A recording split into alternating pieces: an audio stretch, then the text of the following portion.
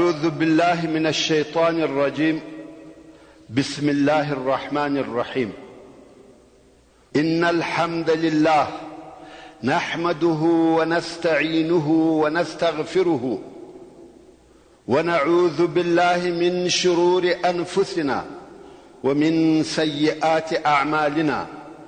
من يهده الله فلا مضل له ومن يضلل فلن تجد له وليا مرشدا. اللهم أرنا الحق حقا وارزقنا اتباعه وأرنا الباطل باطلا وارزقنا اجتنابه.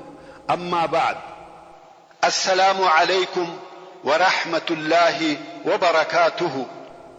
محترم ورونو، څرنګه چې د رسول الله صلی الله علیه و آله وسلم مبارک سیرت د دنیا په هر ژبه سره موجود وو او موجود دی، او هر عالم د دغه مبارک تاریخ څخه تر خپل وسه یو څه لیکلی دی. خو موږ پښتنو په پښتو ژبه سره داسې جامع کتاب نه درلودی چې په هغه کې دی د رسول الله صلی الله علیه و آله وسلم د ژوند حوادث او واقعات د تاریخ سره موافق او په پرله پسې ډول لیکل شوی وي. حال دا چې د رسول الله صلی الله علیه و آله وسلم پیژندګلوي او د هغه صلی الله علیه و آله وسلم په ژوند خبرېدل زموږ دینی مسؤلیت دی. ځکه که د رسول الله صلی الله علیه و آله وسلم په ژوند خبر نسو، متابعت یې څنګه وکړو؟ او که رسول الله صلی الله علیه و آله وسلم و نه پیژنو، ایمان څنګه پر راوړو؟ خو د نن ورځې څخه تقریبا 10 کاله د مخه ما د سیرت النبی صلی الله علیه و آله وسلم په نامه سره د ټیپ د فیتو په واسطه یو مضمون ثبت او نشر کړ. البته هغه وخت د ځواني آخري وختونه و. آواز او د خبرو کولو توان او طاقت یو اندازه د ځواني پر قسم و. او اوس می د دوهم وار د پاره د رسول الله صلی الله علیه و آله وسلم د ژوند حالات د سپینږیرتیا او ضعف په حالت کې د سرور کائنات ژوند په نامه سره ولیکل. غواړم چې هم یې د ټیپ په پټو کې ثبت کم او هم یې د کتاب په شکل سره ګرانو وطنوالو ته تقدیم کم. خدا وار نه هغه د ځواني آواز ته او نه د خبرو کولو توان او قدرت، مګر د هغه आवाज او طاقت په عوض او بدله کې په دغه اوسنی لیکل شوی مضمون کې معلومات زیات شوی او ډیر شوی دي. په اول وار ثبتولو کې ما د خپل ځان و ناقص استعداد ته کتل، نو دا مې نه په خیال او نه تصور کې راګرځیده چې دغه نشر شوی سلسله دي دونه جهاني شهرت پیدا کړي او د خلقو په دغه اندازه سره خوښ شي. حقیقتا زه نه پوهېدم چې دغه بیان زما د ناقص استعداد سره تعلق نه لري، بلکې دغه بیان د یو کامل انسان د ژوندانه بیان دی. دا د رسول الله صلی الله علیه و آله وسلم د ژوند بیان دی. څرنګه چې رسول الله صلی الله علیه و آله وسلم و ټول مسلمانانو ته محترم او مکرم، مرغوب او محبوب دی، نو خود د هغه محبوب سیرت هم محبوب وګرځیدي او د ګرانو مسلمان ورونو د طرفه تود هرکلی وسو. د اوریدونکو په زړه کې ځای ونیوي او باید وینیسي، ځکه الله جل جلاله خپل رسول ته ډیره عظیمه درجه او لوړ مقام ورکړي دي او د صلی الله علیه و آله وسلم محبت د مسلمانانو په زړه کې شخ کړی دي او د رسول الله صلی الله علیه و آله وسلم متابعت د الله جل جلاله سره محبت بللی دي. الله عز وجل د سورة آل عمران په 11 نمبر آیات کې فرمایي: قل ان كنتم تحبون الله فاتبعوني يحببكم الله ويغفر لكم ذنوبكم. یعنی اے محمد صلی الله علیه و آله وسلم دوی ته ووایه کچیر تاسو د الله عز وجل سره محبت لري او محبت کوي، نو زما متابعت وکړئ چې الله جل جلاله به تاسو سره محبت وکړي، تاسو به خوښ ولري او تاسو ته بس تاسو ګناهونه در وبخشي. چې چې هم دغه الهي تنبیه او خبرتیا یو د هغو سببو څخه وګرځیده چې مسلمانانو د رسول الله صلی الله علیه و آله وسلم و محبت ته په خپل زړه کې په شوق سره ډېر پراخه ځای ورکړی دی او مسلمانان په داسې لارو چارو پسې ګرځي چې د دوی او د رسول الله صلی الله علیه و آله وسلم په مابین کې محبت زیاتوي. د اسلام د شروع څخه تر اوسه پورې علماء کرام د رسول الله صلی الله علیه و آله وسلم د سیرت او شوخیو په بیانولو کې په مسابقه کې دي، خو د هیڅ بشر په وسه نه ده پوره چې د هغه مکرم او مشرف ذات اخلاق او اوصاف لکه څرنګه چې شایي هغه سي بیان کړي. هغه ذات چې الله عز وجل د هغه په باره کې فرمایي وانک لعلى خلق عظیم، یعنی اے محمد صلی الله علیه و آله وسلم بشک چې ته یې پر ډیرو لویو او عظیمو خویو، ستا افعال او اقوال، ستا اخلاق او معامله ټول عظیم او کریم دي. د ام المؤمنین حضرت عائشه رضی الله عنها څخه پوښتنه وسوه چې د رسول الله صلی الله علیه و آله وسلم اخلاق او عادات څنګه و؟ دی رضی الله عنها وویل کان خلقه القرآن، یعنی د علیه الصلاة والسلام خویونه او اخلاق ټول د قرآن سره موافق او مطابق و. سبحان الله، هر هغه څوک چې دغه سوي هغه تر ټولو خلق او مخلوقاتو فاضل او کامل دي او د دې حقدار دي چې ټول مخلوقات محبت ورسره ولري. مگر زه او زما ناقص علم، زما ناقص فهم، زما ناقص ژبه د دې څخه ډیر عاجز دي چې د سید الاولین والآخرین صلی الله علیه و آله وسلم ژوند او اخلاق، افعال او اقوال دي داسې بیان کې لکه څرنګه چې شایي. خو فقط زه د ځان د پاره دا سعادت او کامیابی بولم چې دغه مبارک نور څخه دون روشنايي حاصله کم چې د جهل په تاریکو کندو کې هلاک نسم. غواړم چې په ژوند کې د صلی الله علیه و آله وسلم د امت څخه يم او په داسې حال کې مړ سم چې بیا هم د علیه الصلاة والسلام د امت څخه يم او الله عز وجل د صلی الله علیه و آله وسلم په شفاعت ګناهونه را معاف کړي. نو ځکه بیا مې د دوهم وار د پاره د سیرت النبی صلی الله علیه و آله وسلم په لیکلو شروع وکړ چې په دې وار کې مې ځینې تفسیرې او نور ګټور معلومات هم پر زیات کړ او هم مې د اول لیکنې ځینې روایتونه په قوي روایتو بدل کړ. په اول وار لیکنه کې زما اعتماد پر یوه منبع و، هو د موضوع د صحت او موجودیت د پاره مې د سیرت او تفسیر مختلف کتابونه ورسره کتل، خو د موضوع پر جزئیاتو مې ډیر تاکید نه کاوه. مګر څرنګه چې دا وار د ځینو مسلمان ورونو په خواهش او غوښتنه سره غواړم چې دغه بحث او مضمون وخپلو پښتو ژبو مسلمان ورونو ته د کتاب پر قسم هم تقدیم کم، ځکه د ټیف فتې ډیر ژر استهلاکیږي، شکیږي او رکیږي. مګر کتاب که څه هم ویل یا مطالعه کول یې د وخت د نیستوالي یا د نورو عذرو په سبب د فتو تر اوریدلو سخت او مشکل دي، خو د کتاب عمر زیات دی.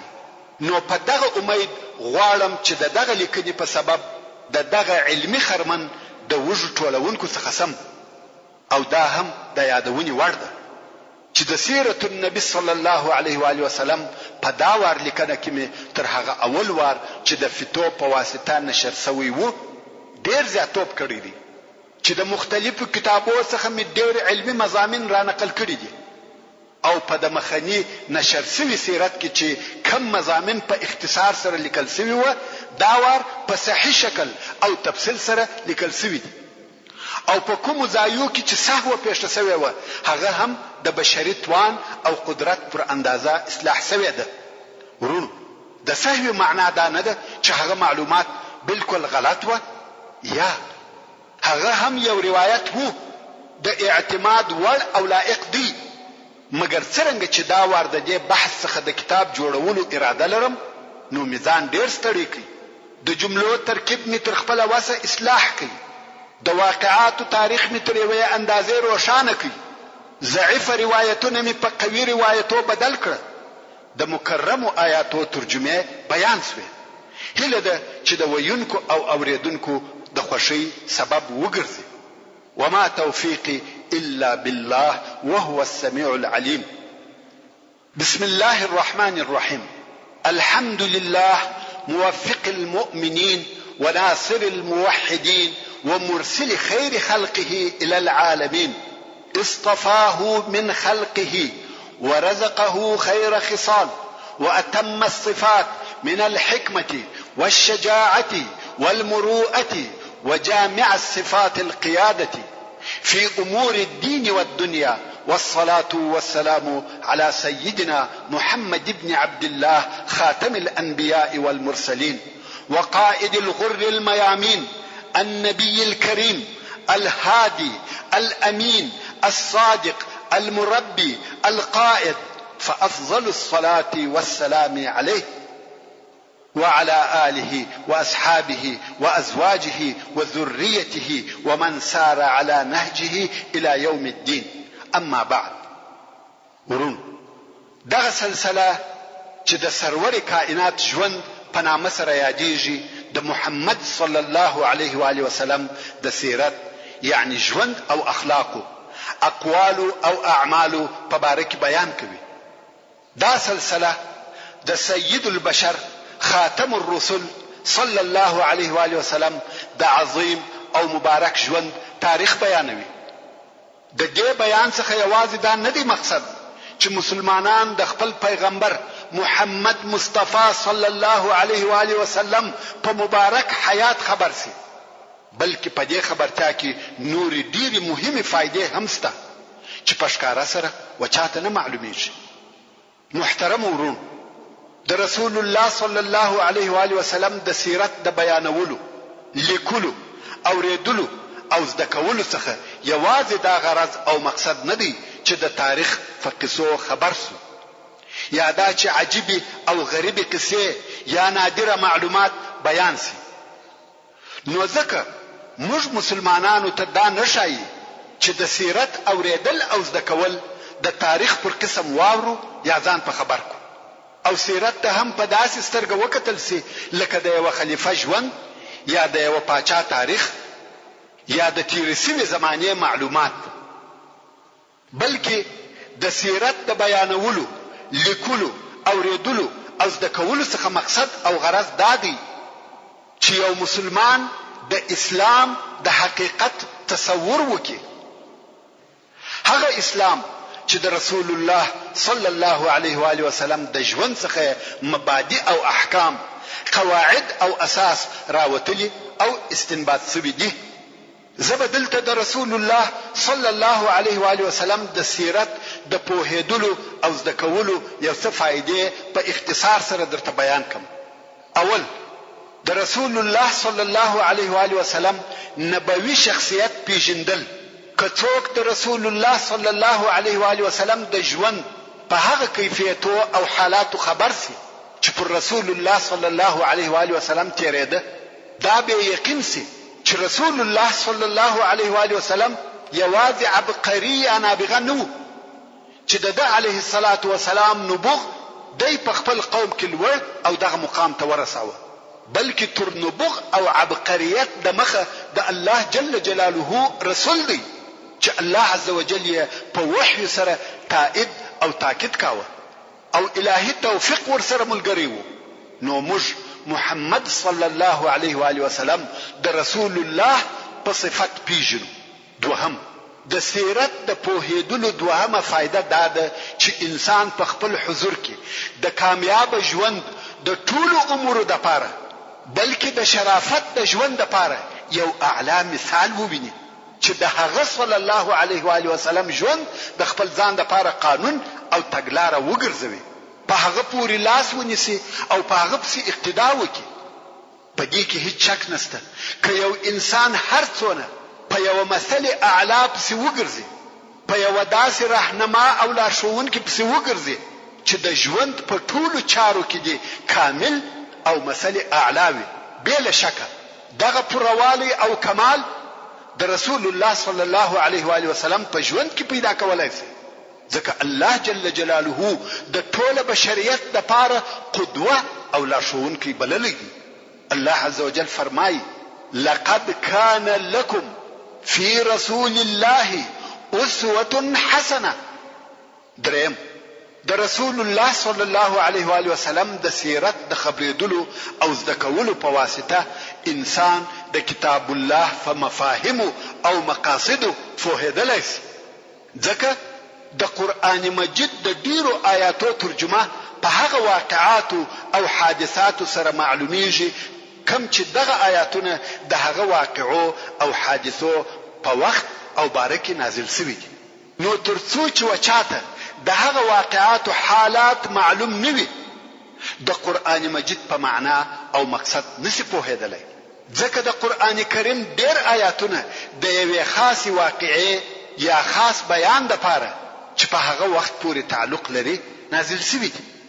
نو ځکه ترجمه یې تر هغو نشي معلومېدلی چې وخت د نزول او سبب د نزول یې معلوم نشي او د آیاتو د نزول سببونه تر هغو نشي معلومېدلی تر څو چې د محمد مصطفی صلی الله علیه و آله وسلم ژوند او سیرت را معلوم نشي. څلورم د سیرت په معلوماتو سره مسلمان د اسلامي صحیح ثقافت او معرفت ډېره حصه یو ځای کولی شي.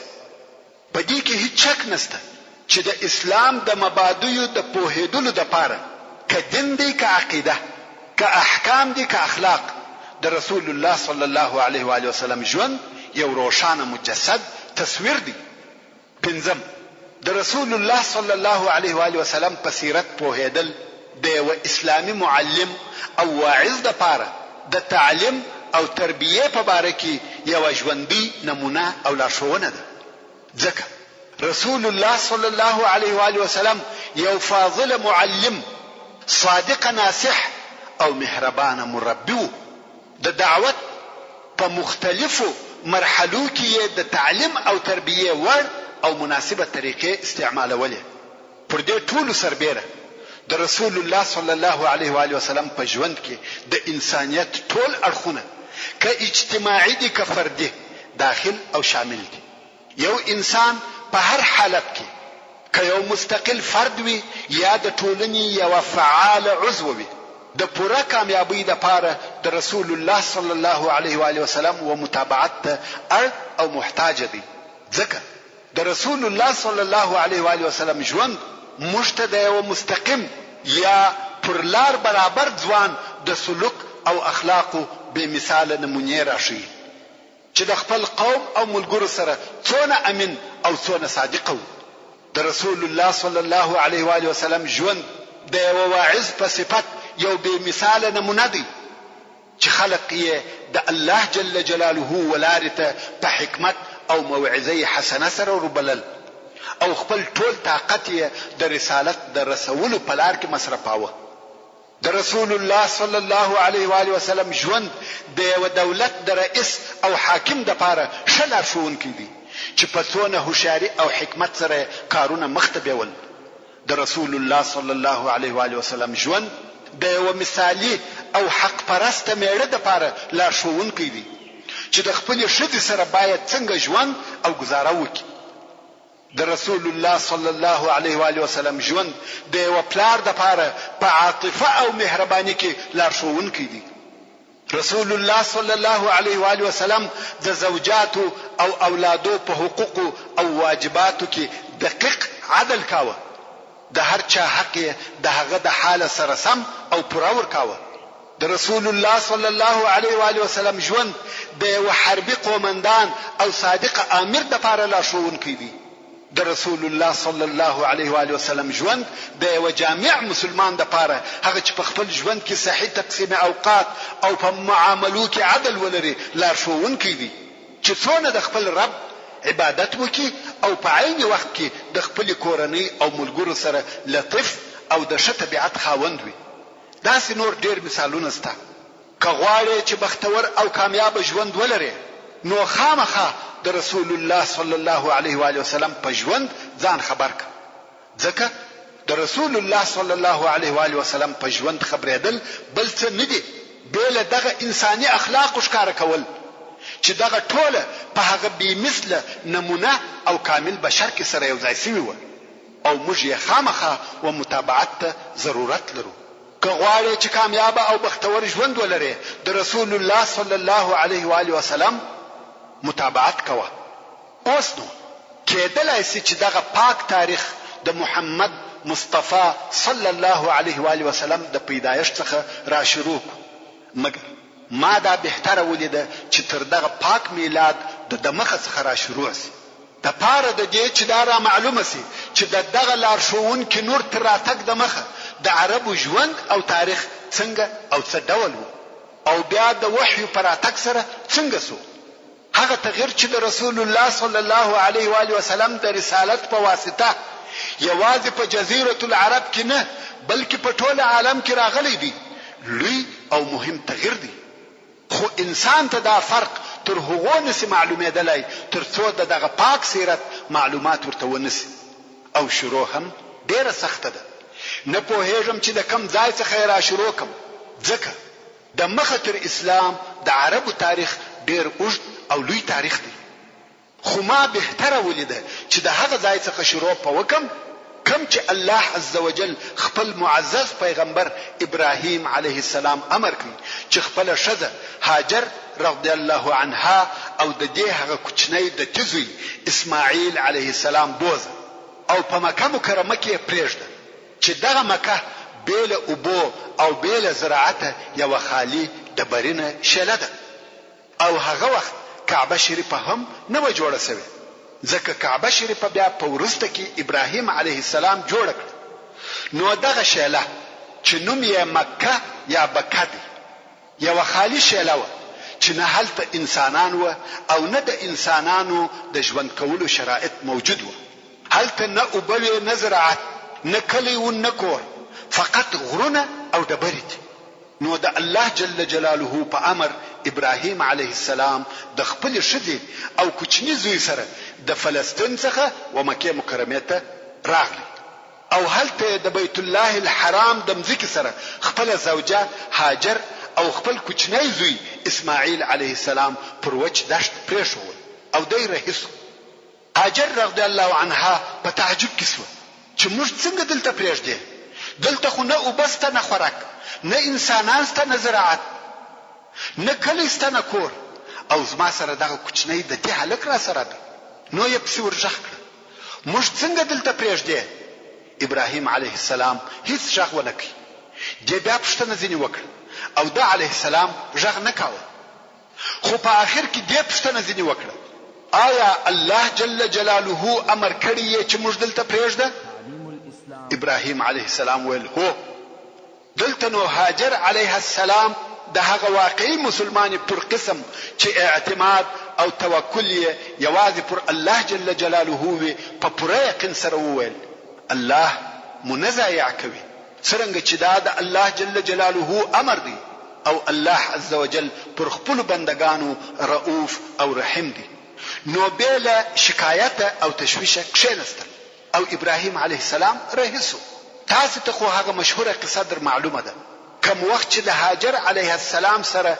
هغه د دې موجود اوبه کوم چې ابراهیم علیه السلام ورپرې ایښوي خلاص شوه نو دا د اوبو د پیدا کولو د پاره ولاړ شو چې یا بدلته اوبه پیدا کم او یا به یو څوک ووینم او خپل زوی دغه اوسنی زمزم د څا د منطقې سره پریښاو چې البته هغه وخت نه څاو نه اوبه خدا د صفا و غونډې ته وختل او بیا د مروه غونډې ته ولاړ دغه د اوبو په طلب کې او واره د صفا او مروه په مابین کې تګ او راتګ وکړي ورونو دغه د دې تګ او راتګ زموږ په دین کې د حج کوونکو او عمره کوونکو د پاره دینی شعار وګرځېدی او دا دغه مؤمن ښځې یاد دی اسلام و مؤمن ښځې ته دغه اندازه شرف ورکړی دی چې د قیامت تر ورځې به نه هېرېږي بیبي هاجر علیه السلام په دغه تګ او راتګ مشغوله وه چې هلته جبریل علیه السلام د اسماعیل علیه السلام د پښو سره د الله عز وجل په امر دغه مځکه چې اوس هلته د زمزم څادی په خپل وزر ووهل ځکه وچاوده او اوبه ځینې راووتې. دا هغه د زمزم د ښکاره کېدو شروع او ابتدا ده. او دلته په دغه غرو کې د اول وار دپاره اوبه پیدا سوې. خو دا واقعه هغه وخت پیښه سوه چې په دغه وخت کې هلته په یمن کې د اوبو یو ډېر لوی بند چې سد معارب ورته ویل کېده نړېدلی. او تاسو ته معلومه ده چې انسانان همیشه په هغه ځایو کې اوسېږي کوم چې هلته اوبه وي. او دغه سد معارب یا د اوبو بند په یمن کې ډېر لوی او عظیم بند و. او دغه بند پر شاوخوا ډېر انسانان اوسېدل. او دغه انسانان هم ټول عرب وو ځکه د عربو اصلي وطن او ځای یوازې یمن دی. بې له هغه کوچي عربو څخه چې یوې خوا او بلې خوا ته بتله نور ټول عرب یوازې په یمن کې وو بل ځای نه اوسېده. نو ځکه د اصلي عربو اصلي وطن یوازې یمن دی. او بیا د هغه ځای څخه د دغه بند د نړېدو په سبب چې اوبه نیستې سوې عربو یوې خوا او بلې خوا ته کوچ کړی دی. کوم وخت چې سد معارب ونړېدی عرب د رزق د طلب دپاره وپاشل سوه او هرې قبیلې د ځان د اوسېدلو دپاره یو منطقه اختیار کړه. د مثال پر ډول د ثقیف قبیله و طائف ته ولاړه او طائف یې د ځان وطن وګرځاوه. غساسینه د شام و شاوخوا ته ولاړه او د مناظره قبیله د عراق و شاوخوا ته ورسېده. دغه رنګه ټول عرب د لوږې او د رزق د طلب په سبب د خپل اصلي وطن څخه چې یمن دی یوې خوا او بلې خوا ته وویشل سوه. اوس چې جبریل علیه السلام مځکه په وزر ووهل او د زمزم اوبه پیدا سوې بیبي هاجر علیه السلام دلته اوسېږي. عادت داسې دی چیرې چې اوبه وي هلته مرغان هم وي. د دغه اوبو په سبب مرغان پیدا کیږي او سره راټولیږي. نو د زمزم د اوبو په سبب په دغه منطقه کې مرغان هم په هوا ګرځېدل. په دغه وخت کې د عربو یو قبیله چې د جرهم قبیله نومېده د یمن څخه کوچ کړی دی او رهي دي چې چیرې به اوبه پیدا کړي او هلته واوسېږي. دغه قبیله نږدې و دغه شیلې ته چې مکه نومېده تېرېده. ویلې ده چې په هوا مرغان ګرځي. ویل دا مرغان دلته د کومې خوا راغلي دي؟ دلته خو هیڅ وخت اوبه نه وې. نو یې نفر ولېږل چې ولاړ سئ شاوخوا وګورئ شاید دلته اوبه پیدا سوي وي. نفر چې ولاړه اوبه یې ولیدې او د قبیلې و مشرانو ته خبر راوړي چې هو دلته اوبه سته. د قبیلې مشران اوبو ته ورغله او هلته د اوبو سره هاجر او اسماعیل علیهم السلام ولیدل چې فقط یوه ښځه او یو کوچنی هلک دی. نور هیڅوک نسته. څرنګه چې دا خلق د همت او مړانې خاوندان و نو یې د زمزم اوبه د هغې څخه په زور قبضه نه کړې بلکې اجازه یې ځینې وغوښتل چې موږ به دلته واوسېږو. اوبه خو ستا دي او موږ به تا ته د دغه اوبو په مقابل کې اجوره درکوو. د دې هم خوښه سوه او دوی ته یې د اوسېدلو اجازه ورکړه. د الله عز وجل قدرت ته وګوره. اوبه یې ورته پیدا کړې او د نور رزق سبب هم پیدا سو ځکه نور د معیشت شیان یې هغو پر ذمه واخیسته. اوس نو دغه د عربو قبیله چې جرهم نومېده په مکه مکرمه کې سکونت شروع کړي او دا ځای د ځان دپاره وطن وګرځاوه او د زمزم د اوبو دپاره یې یو حوض جوړ کړي. تر دغه وخته خو لا کعبه شریفه نه ده جوړه سوې او اسماعیل علیه السلام چې عرب نه دی او عربي ژبه هم نه ده زده ځکه ابراهیم علیه السلام دوی د فلسطین څخه دلته مکه مکرمه ته راوستلی و. نو عربي ژبه دغه د جرهم د قبیلې څخه زده کړه. او کوم وخت چې اسماعیل علیه السلام لوی سو ښځه هم د دغه قبیلې څخه وغوښته. نو ځکه د اسماعیل علیه السلام اولادې ته عرب مستعرب ویل کیږي چې اصلا عرب نه و او بیا عرب سوه. همدارنګه زموږ پاک پیغمبر محمد مصطفی صلی الله علیه و آله وسلم د اسماعیل علیه السلام د اولادې څخه دی. او بیا نو ابراهیم علیه السلام کله نا کله څه موده ترمنځ دلته راتلی. د خپل زوی او خپل ښځې بیبي هاجر علیه السلام خبر یې اخیستی او بیرته به ولاړی تر څو چې اسماعیل علیه السلام 14 کلو ته ورسېدی. نو د الله عزوجل د طرفه و ابراهیم علیه السلام ته د کعبه شریفې د جوړولو امر وسو چې ته او ستا زوی اسماعیل علیه السلام کعبه شریفه جوړ کړي او دوی هم کعبه شریفه جوړ کړه. خو کوم وخت چې الله عزوجل و ابراهیم علیه السلام ته د کعبه شریفې د جوړولو امر کاوه، ورته وویل شو چې د آدم علیه السلام پر بنای جوړ کړه. الله عزوجل د سورة آل عمران په 9 نمبر آیات کې فرمایي ان اول بیت وضع للناس للذي ببکه، یعنی خامخا هغه اول کور د الله جل جلاله چې د خلقو د پاره ایښول سوی دی هغه کور دی چې په بکه کې واقع دی.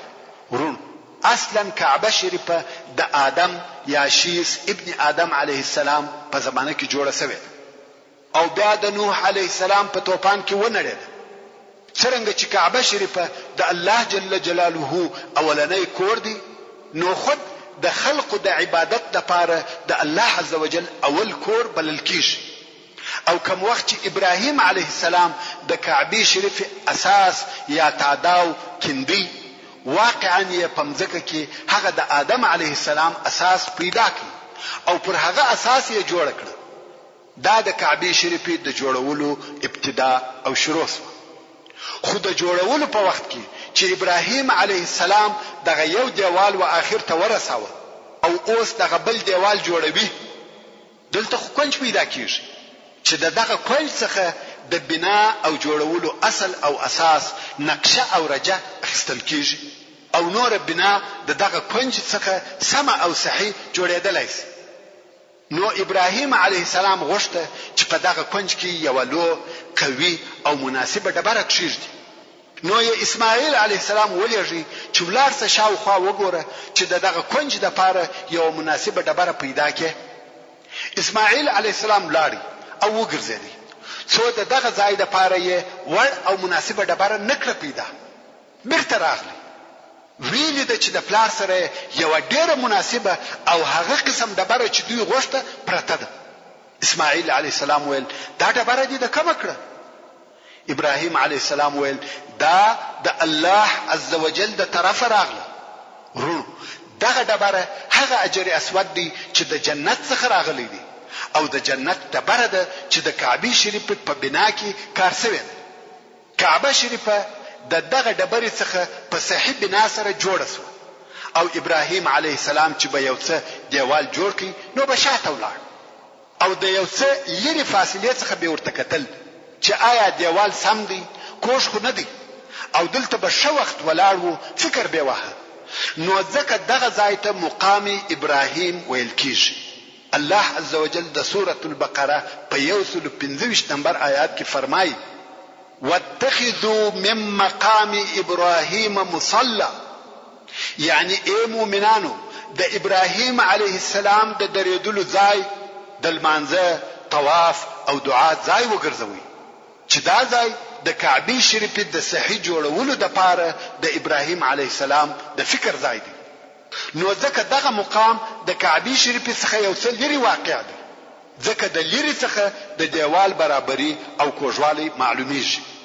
همدارنګه مقام ابراهیم وهغه ډبرې ته ویل کیږي چې د کعبه شریف د جوړولو په وخت کې ابراهیم علیه السلام پر درېدی او په دغه ډبره کې د ابراهیم علیه السلام د پښو نقشې او علامې هم شته او دغه ډبره هم د جنت څخه راوړل شوې ده.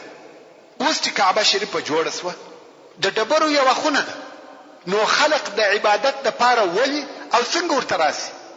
دلته بیا و ابراهیم علیه السلام ته الهي امر وسو چې خلق و بیت الله الحرام ته په حج کولو خبر ک.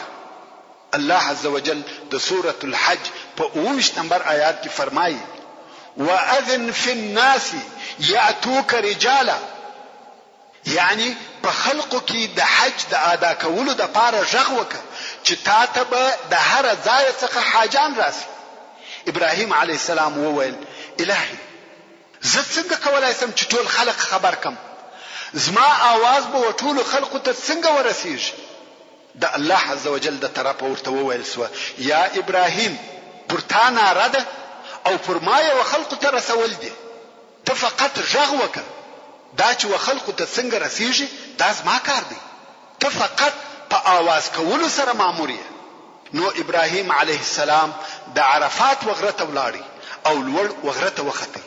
په حج کولو سره یې نارې کړه چې ای خلقو د بیت الله شریف حج پر تاسو فرض دی. نو د دې سبب عرفات د حج په شعائرو کې راغلی دی او د حج مهم رکن دی، ځکه عرفات د خلقو د حج کولو د پاره د اعلان او خبرتیا ځای دی. اوس نو د الله جل جلاله د امر سره مطابق ابراهیم علیه السلام په حج کولو سره اعلان وکړ او الله عز وجل د आवाज تر مشرق او مغرب ورساوه. دا د الله عز وجل د طرفه څخه معجزه و چې ټول خلقو د आवाज واورېدي. همدارنګه الله جل جلاله د ټول انسانانو په زړه کې د کعبه شریفه حب او محبت، تعظیم او تکریم ورواچاوه. ورونو د الله عز وجل کارونه داسې وي او داسې دي چې زموږ تر عقل لوړ وي. او بیا نو خلق د حج کولو د پاره د دنیا د اطراف څخه خاصتا د جزیره العرب څخه په ډلو ډلو همیشه ورته راتله حج او د الله عز وجل عبادت وکاوه. هر کال حج کېدی، د کعبه شریفه تعظیم او احترام کېدی. دا د الله جل جلاله قدرت او معجزه ده، کنه د هیڅ انسان په واسه نه ده پوره چې د ډبرو وخونی ته دي دون عزت او اعتبار ورکړي. اوس نو کعبه شریفه معززه سو او د ابراهیم علیه السلام دین نشر سو، توحید او د یو الله عز وجل عبادت په خلقو کې شروع سو. ټول عرب د ابراهیم علیه السلام پر دین و او د ټولو عقیده د وحدانیت و، یوازې او یوازې د الله جل جلاله عبادت کېدی. هیڅ کافر او مشرک نو موجود. خو عمر دی تیریږي، څه وخت او زمانہ پر دغه حال تیر سو ترڅو چې د خزاعه په قبیله کې د عمرو ابن لحی په نامه سره یو نفر پیدا سو. ورون خزاعه د عربو یو بل قبیله ده او دغه عمرو دغه قبیله رئیس او سردار. دغه عمرو ابن لحی د جرهم د قبیله سره چې پر مکه مکرمه امیران و جنگونه شروع کړ. غواړي چې د کعبه شریف تولا او د مکه مکرمه امریت ځنی واخلي او دغه دوه قبیلو په مابین کې ډېر لوی جنگ پیښ شو. خو په آخر کې د جرهم قبیله ماته وخوړه او د مکه مکرمه تولا او امریت د خزاعه د قبیله لاس ته ورغله. دغه جنگو او ماته په نتیجه کې د جرهم د قبیله ډېر نفر د مکه مکرمه څخه ووتل او ځینې عدالت پاتې شو. په مکه مکرمه کې استوګنه کول، مګر کارونه او امریت ټول د خزاعه د قبیله په لاس کې و.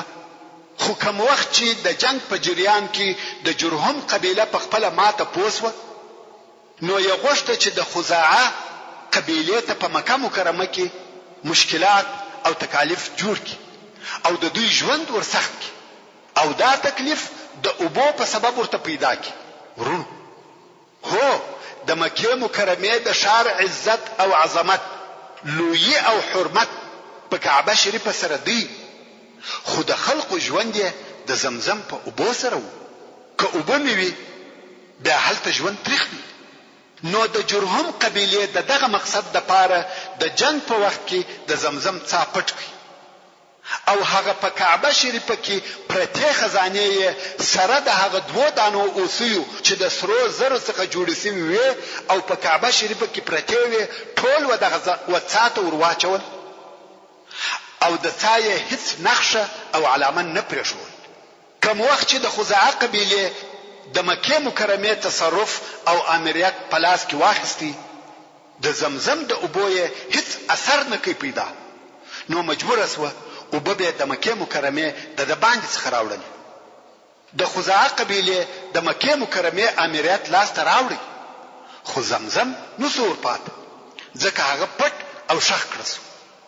تر هغه وخت ورک او پټ وو چې دوهم وار بیا زموږ د پاک پیغمبر محمد صلی الله علیه و آله وسلم نیکه عبد المطلب وکیندي. ورونو دا د زمزم د څا د پټېدو قصه وه چې پر مکه مکرمه د خزاعه د قبیلې د تسلط په سبب د جرهم د طرفه پټ او پر مکه مکرمه د خزاعه د قبیلې تسلط تر 300 یا په بل روایت تر 500 کلو پورې دوام کړی دی. خو په شروع کې د خزاعه د قبیلې مشر او رئیس چې عمرو ابن لحی نومېدی د مکه مکرمه حاکم مطلق وګرځېدی او د امر څخه هیڅ سرکشي او نافرمانی نه کول. دغه عمرو ډیر مالدار او سخي سړی و. د حاجانو خواړه یوازې د خپل مال ورکول او د حاجانو د پاره او به هم یوازې د خپل مصرف برابرول. او دا هم تاسو ته معلومه ده چې د زمزم د پټېدو په سبب او به د مکه مکرمه د باندې او د لیرو ځایو څخه راوړل کېده.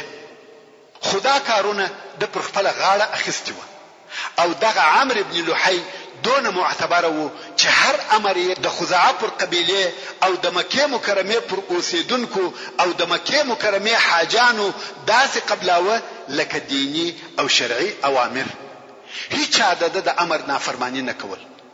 یو وخت د وختو دغه عمرو ابن لحی و شام ته په سفر لاړ او هلته د شام په حدودو کې یو قبیله و چې د عمالیق قبیله نومېده او دا قبیله بت پرسته و. د بوتانو عبادت یې کاوه. خو تر دغه وخت عربو نه بوتان پیژندل او نه د بوتانو عبادت کاوه بلکې ټول موحدین او د حضرت ابراهیم علیه السلام پر دین و. نو دغه عمرو ابن لحی د عمالق د قبیله څخه پوښتنه وکړه چې دا څه شي دي؟ هغه ورته وویل چې دا الها او خدایان دي. کوم وخت چې پر موږ لوږه او کاختی راسي ډوډۍ راکوي او کوم وخت چې یو قوم پر موږ حمله وکي او جنگ را سره کوي دوی زموږ کومک کوي، بارانونه را باندې اوروي او بالاخره الله ته منځدې کوي. عمرو ابن لحی ډېر په تعجب کې شو او دا خبرې پر دماغ برابرې ولګېدې. نو ویل ما ته هم یو بت راکړي شایي چې زموږ کومک هم وکي ځکه موږ په مکه مکرمه کې اوبو ته ډېر ضرورت لرو. دوی ویل ښه نو یو دته یو بت ورکړي چې هبل نومېدی. دا هغه اول بت دی چې جزیره العرب ته داخل شو. عمرو ابن لحی دغه بت و مکه مکرمه ته راوړي او په کعبه شریفه کې کښېښام. خلق یې دغه بت په عبادت امر کړ. خلقو یې هم دا امر ومانه. اوس نو عمرو ابن لحی نوی اوامر صادروي چې هغه اوامر یې د توحید او د ابراهیم علیه السلام د دین څخه مخالف و. او بیا یې نور بوتان چې الها او خدایان یې بلل و جزیره العرب ته راوړل او هر قبیله یې امر کړ چې د ځان د پاره به یو بت اختیاروي او په کعبه شریفه کې به د هغه بت عبادت کوي. بیا یې بل امر صادر کړ ویل تاسو خو په خپل کورو او کلو کې هم عبادت کوئ، خدا نه ده جایزه چې د بل شی عبادت وکړي بیل د مکه مکرمه د بوتانو څخه د یو بت. نو پر هر چا دا لازمه ده چې د مکه مکرمه څخه یو ډبره ورسره واخلي او هلته په خپل کور او کلی کې د هغې ډبرې عبادت وکړي.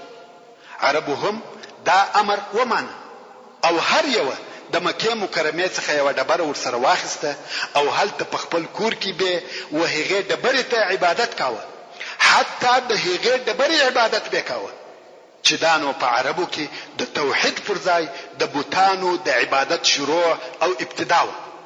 د عمرو ابن لحی په امر سره بت پرستی شروع شو. رسول الله صلی الله علیه و آله وسلم دغه عمرو ابن لحی په باره کې فرمایي رأيت عمرو ابن عامر ابن لحي الخزاعي يجر قصبه في النار. يعني عمرو ابن عامر ابن لحي الخزاعي ولدي چې خپل کلمه په اور کې کشوي. دا ولی ځکه دی هغه څوک دی چې د عربو دین ته تغییر ورکړي.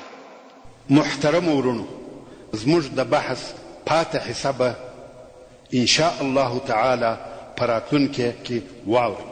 سبحان ربك رب العزة عما يصفون وسلام على المرسلين والحمد لله رب العالمين.